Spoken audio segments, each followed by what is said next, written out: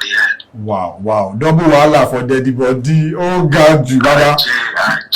May I hear your voice, I beg. eye, you know, be open eye. And if you're new in the game, make you go pay your tithes.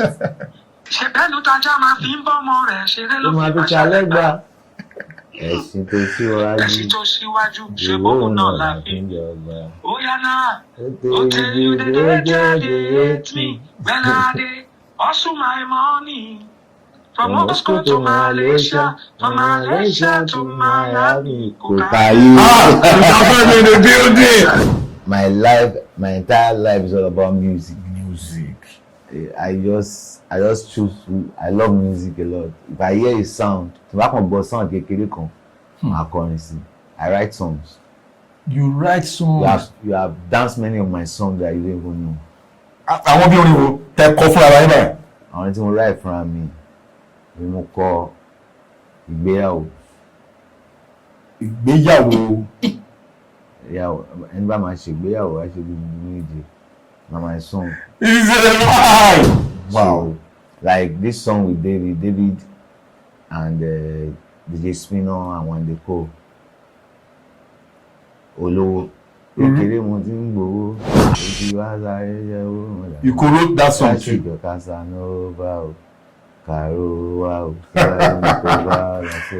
I write songs like that. I've given a lot of A-list artists my favor and they like it. Shout out to the band. You know, you have worked with the band too. Of course. You know, we did a lot of songs together. We did a lot of collaboration together, and Dagun just fell in love with the track, and Konga spoke with him that let's do something together, and he jumped on Kaba Kaba.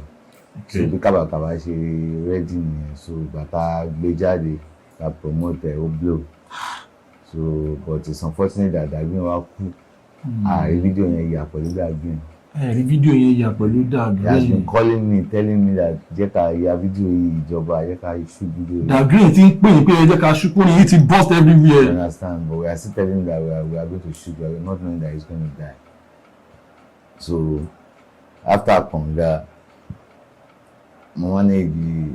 I promoted Slim Joe Otiyanya. Oh my God! And you bring behind the Otiyanya. Yeah. So I promoted Otiyanya. Slim Joe was everywhere. You know.